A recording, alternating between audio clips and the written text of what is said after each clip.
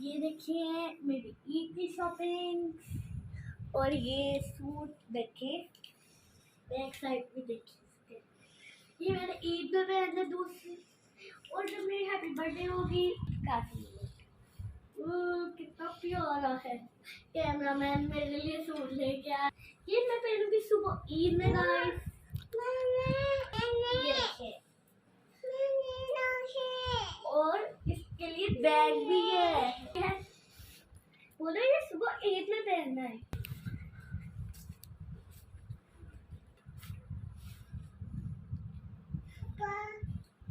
मैं कैसी लग रही हूँ माँ?